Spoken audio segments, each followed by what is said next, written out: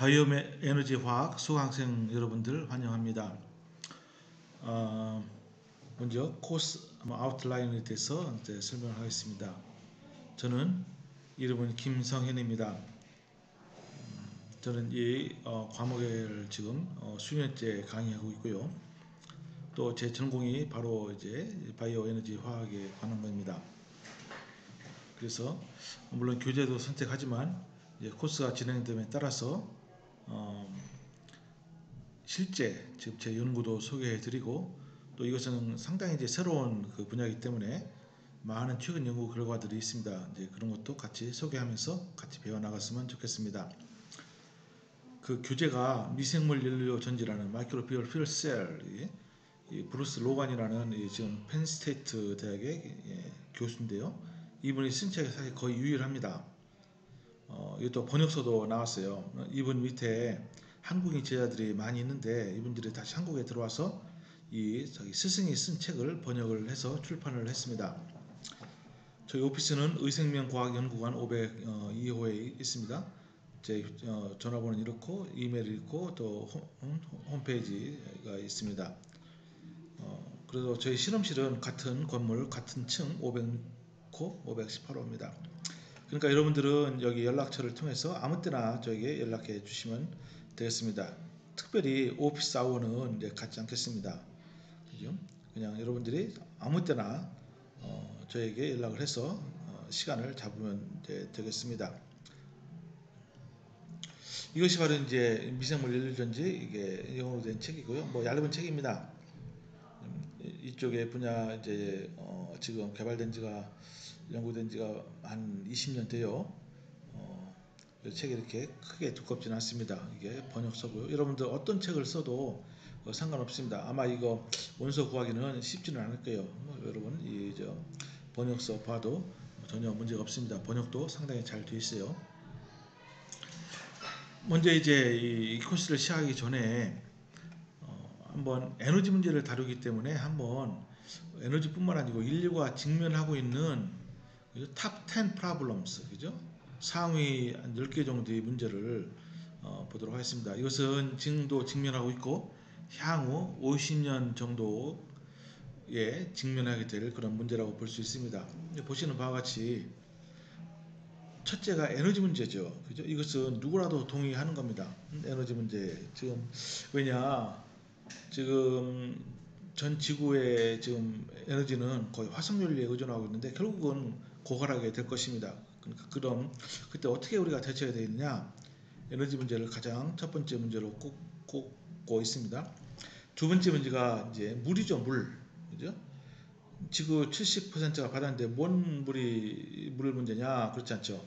여러분 홍수가 나면은 물은 많아도 마실 물이 없잖아요. 그죠? 그나 마찬가지입니다. 담수가 이제 적다는 게 있고 그리고 또 깨끗한 물, 그죠? 담수를 그냥 마실 수는 없으니까 이제 그런 우리가 필요한 그런 물이 지금 굉장히 부족하다. 그 다음에 식량 문제, 환경 문제, 가난 문제, 뭐 테러리즘, 전쟁, 그죠? 역병, 병 문제. 지금 이게 아주 실감이 납니다. 코로나19 그 바이러스가 지금 팬데믹이 돼서 전 세계를 휩쓰고 있습니다. 이 문제가 상당히 심각하고 또 교육 문제, 민주화, 뭐 인구 문제 있는데 이 중에서 여러분 이렇게 붉은 글씨로 표시한 부분을 보세요. 에너지, 물, 그리고 환경 문제가 있습니다. 이것이 이제 톱 1, 2 그리고 4 이 문제인데 왜 이렇게 이제 색깔을 칠했냐면은 바로 이 과목에서 다루게 되는 내용이 바로 에너지와 물과 환경의 직접적인 그런 연관성을 갖고 있기 때문에 이제 특별히 이렇게 했어요. 그러니까 이 과목에서 다루는 것은 이제 향후 인류가 직면할 10개의 문제 중에 톱 4에 다 들어가는 아주 중요한 문제다. 그러니까 여러분 이 과목 열심히 같이 공부하십시다. 먼저 이 말씀을 드리고 싶어요. 이분이 이름이 뭐냐면은 있어요. 누구냐면은 노벨 이제 화학상을 받은 분인데요. 리차드 스몰이라고 그 라이스 대학이죠. 텍사스 가면 라이스 대학이라고 뭐 유명한 대학이 있습니다. 거기에 화학과에 근무하셨던 분인데 지금은 이제 돌아가셨습니다. 이분이 이제 여러분 그 플로렌이라고 아십니까? 플로렌? 탄소의 새로운 동소체를 발견해서 노벨상을 이제 받았어요. 근데 이분이 이제 에너지 전문가입니다. 그죠? 근데 에너지는 어떤 에너지냐? 에너지와 환경에 아주 밀접하게 관계가 있어요. 근데 여러분 지금까지는 많은 사람들이 에너지 하면은 환경하고는 이게 잘 안 맞는다고 생각하죠. 즉 에너지를 많이 쓰고 많이 생산하면은 환경이 오히려 더 나빠진다. 이제 그것이 일반적인 사람들의 생각이고 아마 지금도 많은 사람들이 그렇게 생각할 거예요. 그래서 미래의 에너지는 그럼 어떻게 되겠느냐? 미래의 에너지는 요 서스테이너빌리티에 의해서 제한받는다. 이거는 누구도 부인할 수 없는 겁니다. 그러니까 이게 뭐예요? 이게 지속 가능성이죠. 그러니까 지속 가능한 에너지원을 개발하는 것이 무엇보다도 중요하다는 것이 바로 요즘 에너지 개발하는데 아주 대원칙이 되겠어요. 그러니까 이걸 다른 말로 좀 하면은 카본 뉴트럴 에너지 소스를 개발해야 된다. 카본 뉴트럴. 이게 뭡니까? 탄소 중립이라는 말이 뭐죠? 화석연료를 예를 들어보면은 화석연료 우리가 캐서 아주 유용하게 쓸 수가 있습니다. 그럼 어떻죠? 뭐가 발생하죠? 우리가 에너지를 쓰지만은 CO2가 발생합니다. 그러니까 이 대기 중에는 탄소가 순수하게 증가하는 거예요. 그죠? 화석 연료를 통해서는 카본 뉴트럴이 아니고 카본 파지티브가 되는 겁니다. 그죠? 그러니까 어때요? 그러면은 지구 온난화가 일어나기 때문에 상당히 심각한 환경 문제가 야기됩니다. 그러니까 탄소 중립을 지키면서도 경제적으로 그죠? 우리가 원하는 그런 규모의 에너지를 공급할 수 있는 에너지원을 개발하는 것이 중요하다. 그 뜻이 되겠습니다. 그래서 이분이 오래되긴 했지만은 아직도 유효합니다. 2004년에 미국 세네트 이게 뭐예요? 이게 상원이죠. 상원에 가서 전문가로서 증언한 내용이 있어요. 보세요. Energy is the single most important challenge facing humanity today. 오늘날 에너지는 인류가 직면하는 아주 하나의 가장 중요한 도전이다. 이렇게 얘기하고 있어요. 물론 이게 좀 과장된 면이 있을지 몰라도 어쨌든 에너지의 중요성을 가장 첫 번째로 꼽고 있는 것만은 사실이죠. 그래서 또 이제 케미컬 앤 엔지니어링 뉴스라고 미국 화학회 무진장 큰 단체입니다. 화학회에서 매주 발간하는 이 잡지가 있어요. 유명한 잡지인데 이렇게 또 얘기했습니다. Energy is the single most important scientific and technological challenge facing humanity in the 21st century 이렇게 얘기를 했습니다. 뭐 비슷한 얘기예요. 그죠? 가장 중요한 에너지는 과학적이고도 기술적인 도전이다. 이렇게 얘기를 했습니다. 그죠? 그러니까 에너지 문제 여러분 앞으로 졸업해서 여러분 커리어를 쌓을 때 뭐 대학원을 가도 좋고요. 아니면 취직해도 좋은데 어느 쪽을 여러분들 쪽으로 가면은 유명하냐면은 에너지 관련 쪽 또는 환경 관련 쪽으로 가시면은 아마 상당히 유명할 것으로 생각을 합니다. 그래서 먼저 한번 우리 글로벌 에너지 디맨드를 한번 보도록 하겠습니다. 글로벌 에너지는 과연 지금 이 전체를 100이라고 볼 때 어떤 에너지를 쓰고 있느냐 겁니다. 보세요. 먼저 가장 큰 파이를 보면은 오일이죠. 오일 그 석유입니다. 석유. 그죠? 이 전체 우리 지구상에 쓰는 에너지 소모가 석유의 41%를 의존하고 있어요. 그 다음에 뭐죠? 여기 석탄입니다. 24%, 그 다음에 천연가스 22%. 요 세 가지를 합하면은 몇 퍼센트가 되죠? 약 85%가 되는 거예요. 물론 해마다 조금씩 다르긴 하지만 이거는 거의 변함이 없습니다. 제가 다 조사를 해봤는데 거의 변함이 없어요. 그러니까 절대적으로 압도적인 비율이 바로 화석연료에 의존한다는 겁니다. 반면에 이제 원자력 에너지는 약 6%를 의존해요. 이거는 거의 전기에너지죠. 전기에너지. 물론 여기 보세요. 석유, 석탄, 천연가스는 꼭 전기 발전해서 전기를 생산하는 것뿐만 아니고 우리가 쓰고 있는 일상생활에 쓰고 있는 그런 뭡니까 제품들 그거 보고 이제 우리가 코모더티 케미컬이라고 얘기합니다. 그러니까 우리가 일상생활에 쓰고 있는 거 여러분 뭐 휴대폰 뭐 케이스 뭐 들어가는 부품 그죠? 이런 플라스틱 뭐 그런 거 등등 여러분 옷 같은 거 다 여기서 나오는 거예요. 화석연료에서 그런 것까지 합하니까 엄청나게 큰 거죠. 이것은 그죠? 반면에 Renewable Energy Source 이것이 이제 이번 학기 이번 이 과목의 주제가 되는데 하이드로, 솔라, 윈드, 바이오 뭐 등등 있습니다. 이것은 아직까지 미미합니다. 한 7%밖에 차지하고 있지 못해요. 그러니까 결국 뭡니까? 글로벌 에너지는 largely, 그죠? 대부분 주로 depends on fossil fuels 이런 말이 성립이 되는 겁니다. 미국만 한번 보면은 이게 우리나라는 이게 자료 찾기가 이게 쉽지가 않아요. 그죠? 미국 보시면 이게 쭉 여기 연도고 X축이 Y축은 어떤 에너지죠.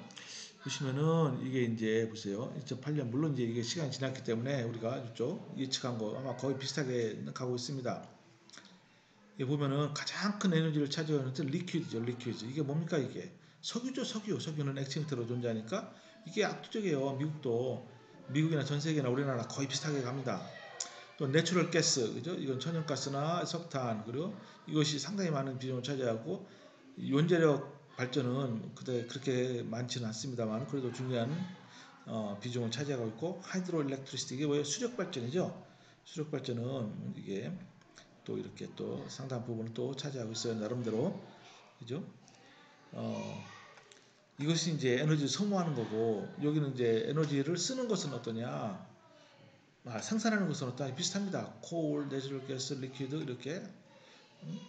이렇게 이제 넌 하이드로 그러니까 수력 발전이 아닌 거 원자력 발전 또 이거는 수력 발전 이렇게 또 여기는 생산과 소비 그죠? 석유를 이렇게 많이 쓴다는 겁니다. 근데 이제 우리 주제는 석유, 석탄, 천연가스가 아닙니다. 그것은 이제 화학과에서 많이 하기 때문에 우리는 주제는 뭐냐? 이 대체 에너지를 한번 찾아보자. 그죠? 대체 에너지 또는 요즘 흔히 말하는 신재생 에너지, New and Renewable Energy Source를 한번 찾아보자. 근데 일반적으로 한 이렇게 5가지 정도로 나눌 수가 있어요. 솔라 에너지, 그죠? 솔라, 태양 에너지, 윈드 에너지, 바람, 풍력, 그리고 하이드로 에너지, 수력, 디오서멀 에너지, 그죠? 지열, 그리고 바이오 에너지. 이게 이제 이번 주제인데, 그죠? 바이오 에너지는 각종 바이오매스가 다 바이오 에너지로 작동할 수가 있습니다. 근데 솔라 에너지 이것도 이제 다룰 겁니다. 왜냐?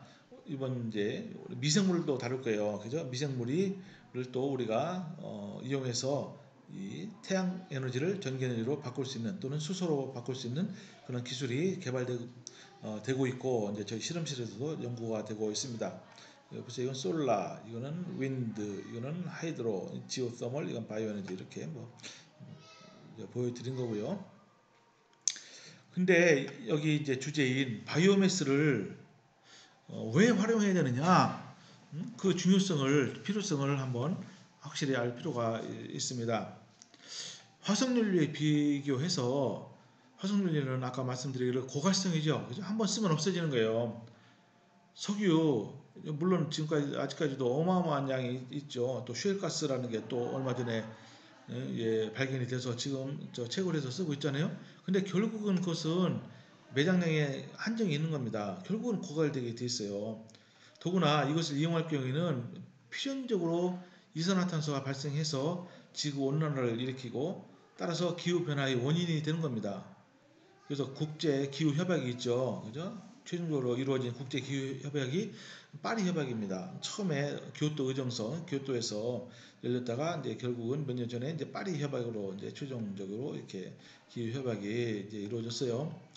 여기는 이제 다른 말로 하면은 기후 협약이 가장 핵심되는 사항은 각 나라에서 CO2 발생량을 줄이자는 거예요. CO2 발생량을 줄이자는 것은 뭐죠? 결국은 화석연료를 그 사용량을 줄이자는 겁니다. 그죠? 그래서 이제 많은 선진국들이 다 여기에 사인을 했어요. 따라서 비고갈성이고, 그죠? 그러니까 서스테이너블 하는 겁니다. 재생 가능한, 리뉴어블한, 친환경적, 그죠? 에코 프렌들리 또는 인바이런멘털리 프렌들리한 그런 에너지원을 우리가 찾아야 돼서 그걸 이용해야 된다. 근데 바이오매스는 이런 조건을 충족합니다. 더구나 밑에 나오는 것처럼 탄소 중립을 만족시키는 거예요. 그러니까 순수하게 CO2의 배출이 없다는 거죠. 그죠? 그럼 어때요? 온실력과 및 이상기후를 일으키지 않겠죠. 왜 그렇겠습니까? 한번 여러분 잘 생각해 보세요. 바이오매스, 예를 들어서 산에서 나무를 해다가 옛날 우리 조상들, 그죠? 그 썼잖아요. 뭐 다른 에너지원이 없기 때문에 그때는 석탄이 있는 줄도 몰랐고. 그럼 어떻습니까, 여러분요? 그걸 태워요. 그래서 이제 밥도 하고 뭐 난방도 하고 이제 그랬어요. 그러면 CO2가 나옵니다. 그죠? 그래서 그거는 그러면은 카본 뉴트럴이 아니지 않느냐 그렇게 말을 하겠지만은 아니죠. 식물은 계속 또 CO2를 고정해서 자라죠. 그러니까 우리가 바이오매스를 쓰는 속도와 바이오매스가 새로 생성되는 속도가 같으면은 결국은 대중에는 순수하게 CO2가 증가하지는 않는다는 겁니다. 그런 면에서 바이오매스는 바로 카본 뉴트럴하다. 이제 그렇게 얘기를 하고 있는 겁니다. 그러면 그러한 바이오매스가 얼마나 많이 있느냐, 충분히 있느냐, 그걸 한번 따져볼 필요가 있겠죠? 근데 충분히 있어요. 매년 광합성을 통해 그죠? 1,700억 톤의 식물 자원이 이게 생산이 됩니다. 또 이제 나중에 자세하게 설명드리겠지만은 가정 및 농가나 공장에서 엄청난 양의 폐수가 있어요. 폐수가 무슨 바이오매스냐? 그렇잖아요. 폐수에는 어마어마한 양의 유기물이 함유가 되어 있습니다. 그것도 활용하자는 거예요. 그죠? 그러니까 이제 우리가 이런 바이오 에너지라는 관점에서 보면은 폐수도 에너지다 이겁니다. 폐수니까 무조건 다 처리해서 없애야 될 것이 아니고 그것을 우리가 미생물로 주제가 미생물이에요. 미생물로 그것을 에너지화 시키자. 그것이 바로 이번 강의의 큰 주제가 이제 되겠어요. 그죠? 그러니까 얼마나 이 강의가 중요한지 여러분 아시고 그죠? 적극적으로 따라오시기 바랍니다.